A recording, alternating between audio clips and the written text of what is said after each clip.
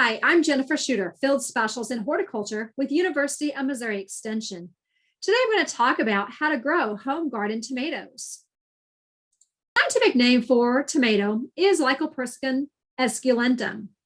Tomatoes are in the Solanaceae family.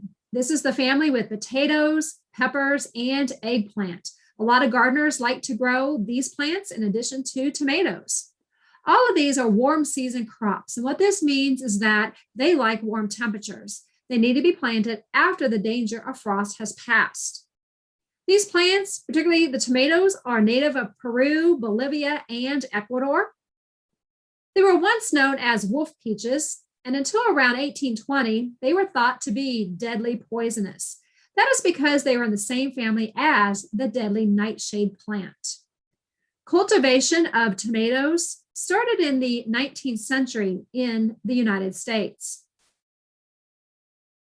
Tomatoes can be classified into a few different categories. We'll start with the heirlooms. Heirloom tomatoes are typically more than 50 years old. They are often passed down through several generations of family, and they have unique names like Mr. Stripey, Green Zebra, Black Krim, Black Cherry. Then there's the hybrid tomatoes. These are crossed between two different varieties of tomatoes. They tend to be hardier and have more disease resistance than the heirloom tomatoes. And they are classified into determinate and indeterminate tomatoes. Determinate means that the plant will grow and produce its tomatoes in a set period of time. Indeterminate tomatoes, which are most of the tomatoes that most home gardeners grow, are tomatoes that will grow and flower and fruit until the first hard freeze in the fall. And then we have grafted tomatoes. These are two tomato plants that are spliced together. The top portion of the plant is called the scion, and the bottom portion of the plant is called the rootstock. And the plant that is produced has desirable characteristics of both plants. For example, the Missouri love apple is a fairly popular heirloom tomato, but on its own, it does not have as good of disease resistance as hybrid tomatoes. So it and other heirlooms are grafted onto hardy rootstocks. And one of those hardy rootstocks is called maxifort. And maxifort is very vigorous. And when you graft it to an heirloom, it creates a plant that still produces the heirloom tomatoes, but it gives that plant the disease resistance and vigorousness that it wouldn't have on its own. Here are examples of determinate and indeterminate tomatoes. Again, the determinate tomatoes are smaller, shorter, more compact plants. They grow and they produce in a set period of time. Typically in about 6 to 8 weeks is when they produce the majority of their fruits. Versus the indeterminate, which will continue to grow and flower and produce fruit until the first hard freeze kills them. Here are some of the tomato varieties that are quite popular. I'm not going to read off all these names, but you can see on this list that there are a lot of favorites here. Green Zebra just happens to be one of my favorite tomatoes, so it makes the top of the list. San Marzano is one of my favorite paste type tomatoes. That's a really meaty tomato. It's good for making sauce and salsa, so that's a good one. Missouri love apple, I think has really good flavor. I grew that one last year. It's a pink tomato, but a good one. And you can see several more through here. Another one I will mention is the garden peach tomato. This one looks and feels like a peach, and it has good flavor. So all of these are tomato varieties that I have grown. I would grow them again. I only have so much room for tomatoes. So if you chose anything from this list, you would be happy with your choice. This list shows you some of the hybrid indeterminate tomato plants. Now keep in mind again that indeterminate are plants that will continue to grow, flower, and fruit until the first hard freeze. My favorite hybrid tomato is a sun sugar cherry tomato. When this tomato is ripe, it is orange in color. Do not pick this tomato when it is yellow. It has the best flavor when it is orange. And again, that is a cherry tomato. Celebrity is another one that's been around. It's been around for a long time. It's a hybrid tomato. It shows pretty good disease resistance. Better Boy and Big Boy, Early Girl, those are all good old standard hybrids that have been around a while, and they're pretty reliable. But by far, Sun Sugar is my favorite as far as the taste of hybrid tomatoes. Big Beef is also a good one. It's very productive. It does well. Super Sweet 100 Cherry is a good red cherry tomato. There's the Juliet Grape tomato.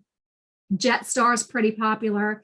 There's a newer one out there called 4th of July. I've grown this one. It's a smaller tomato, but it will produce by the 4th of July if weather conditions are just right, as in that it's warm, the plant's getting plenty of moisture.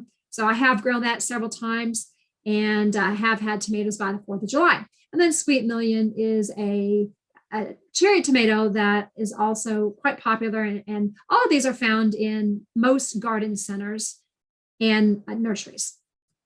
Here's a photo of Sun Sugar. Now, in this photo, these aren't quite right. These look yellow, and they need to be orange before they are picked, but they are sure good when they are ripe. This is the 4th of July hybrid.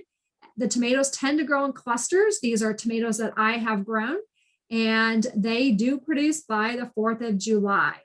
Now, I will let you know that it produces a fairly small tomato. It's hard to tell from the photo, but these are fairly small tomatoes. So if you're looking for a nice large tomato, this variety is not for you. But if you're looking for an early tomato, this variety, 4th of July, as well as Early Girl, will produce you early tomatoes. And then we have what we call our market hybrid tomatoes. The market hybrids are determinate varieties. They're shorter, they're more compact, and the majority of the fruits are harvested in about a 6 to 8 week time frame. These tomatoes typically are round. They're usually blemish-free, but they're not quite as tasty as our regular hybrids and our heirlooms. So if somebody's wanting a nice, perfect tomato to sell at a farmer's market, you're probably going to want to choose a hybrid determinate. They do show more disease resistance. And here's a list of some that are fairly popular. Mountain Fresh and Mountain Spring, Carolina Gold, Health Kick, Fresh Salsa, and Lemon Boy are pretty popular market hybrid tomatoes, and they are commonly sold at farmers markets to consumers. When you purchase your tomato plants, you'll notice that they have a label in them, and the label has various letters. Each of those letters stands for a code. A is Alternaria. Alternaria is the fungus that causes early blight. The F is for Fusarium. That is a disease also caused by a fungus. Late blight is a disease caused by a fungus. Nematodes are microscopic worm-like organisms that are found in the soil. Tobacco mosaic virus is a viral disease that tomato plants can get. And then B is for verticillium, which is also a disease of tomatoes. And this one is caused by a fungus. Now, we typically don't have all these issues in our home garden tomatoes. I have seen some of these in commercial fields, in the commercial tomatoes. The most common disease that you're going to find in your home garden tomatoes is Alternaria, also known as early blight. Another one is Satoria leaf spot. And we will talk about diseases in later on in this presentation. When selecting a growing area, you want to make sure that you're planting your tomatoes in full sun. You want to make sure you're planting them away from trees and buildings, which may shade them. So they need full sun. Full sun is 6 to 8 hours of direct sunlight per day. They need a very well-drained area. You don't want to plant tomatoes or any vegetable crops in soil that puddles. You want the soil to be well-drained. Otherwise, your plants will turn yellow and they may die. So make sure you put them in well-drained soil. You want to use soil or plant them in soil that is loose and crumbly. You do not want to use hard, compacted clay soil. Usually that type of a soil is holding moisture, and that can cause problems. So always use a well-drained, loose, crumbly soil. It helps to have your tomatoes and your other vegetables planted near a water source. You don't want to be planting a garden 10 miles away from your house and have to transport water out there. So on the hot days, you're going to want it near a water source to where you can water regularly and not have to haul that water out to the garden. Containers and raised beds are good choices for growing vegetables. Tomatoes will grow in a large containers such as a livestock mineral tub. If you choose to use a mineral tub, you're going to want to only put 1 tomato per tub. It is not large enough to hold 2 tomatoes, especially when the plants are at maturity and they're really producing. Raised beds work well for growing tomatoes. This might be a 8x4 raised bed or whatever size you choose, but they do grow well in raised beds. Containers and raised beds typically provide good drainage for all vegetable crops and are a good choice for those that do not have a garden, or maybe you live in an apartment and you want to grow some vegetables. Then containers are a great choice for those people living in apartments. When setting out plants, the weather needs to be warm. We are past our last frost date. So it is recommended to go ahead and plant your tomato plants and other vegetables if you have not already done that. The soil temperature needs to be above 60 degrees for planting warm season vegetables like tomatoes and peppers. And here you see the best time to plant tomatoes in Missouri. We're in northern Missouri, and the best time to plant is somewhere between May 10th and May 20th. And so we are in that time period now. And it is an ideal time to get out and plant tomato plants. Regarding distances, you want to put 3 feet between plants. I know it's hard to envision how big the plant will get at maturity when your plant is only about 6 inches in height right now. But by the time we get to the end of summer, the plant will be tall and it will be wide, and you will need at least 3 feet between your plants. So even though they're little now, please put at least 3 feet between tomato plants. If you're planting in rows, make sure that you have about 3 feet between rows. Those plants need space to grow. And if using grafted plants, they grow huge. I have grown grafted plants for several years, and they can be 7 foot at maturity and 4 to 5 feet wide. So you really have to plan on them getting really big, and they take up a lot of space. So we recommend 4 to 5 feet between grafted plants and between the rows of grafted plants. When it comes to staking caging, this is really important. You want to make sure that you are staking or caging every tomato plant. You want to keep it up off the ground. You do not want your tomato plants laying on the ground where they will be more susceptible to diseases. So it helps with disease issues to get the plant off the ground and to have it in a cage or to tie it to a stake. It will provide create a more productive plant for you. And here you can see some tomatoes that have been staked, as well as a tomato plant that has been caged. And then as we get into mid to late summer, a lot of gardeners deal with diseases or physiological disorders. And we'll start with the physiological disorders. I have 2 of the most common ones listed here, blossom end rot. And you see that in that photo. That is where the bottom end of the tomato fruit turns brown. And what is happening is that the tomato plant is not getting enough calcium, and the fruit is not taking in enough calcium, and it causes the breakdown of cells. And what has to happen is that the plant has to keep taking in water consistently. You've got to keep moisture to that plant consistently and not let the ground dry out. When the ground dries out, the calcium is tied up in the soil. So it doesn't mean it's lacking calcium. It just means that there's not enough moisture to take in the calcium. So make sure that you keep your plants well watered and put a layer of straw about 2 or 3 inches thick around every tomato plant. And that will help hold in the moisture, and it will keep out weeds. So it is good for weed control. And mulching with straw is also good for disease prevention. If you put straw around every plant, that will keep the fungus that is in the soil from splashing up on the lower leaves. So mulching with straw is very important with tomato plants. But I also put straw around pepper plants and eggplants and other vegetables for disease prevention, weed control, and moisture control. Cracking is a major problem with some varieties of tomatoes. Some varieties are just more prone to cracking than other varieties. And cherry tomatoes are known to be prone to cracking. So just a heads up on that. That's what they do. But try to keep moisture to them and keep them mulched with straw. And then we get into fungal diseases like early blight and Satoria leaf spot. That's where we get spots on the lower end of the tomato plant. The plant turns brown and yellow, and it doesn't do well. And that is caused by a fungus that is in the soil. So again, that's why you want to have straw underneath the tomato plants to keep that fungus from splashing up on the lower leaves.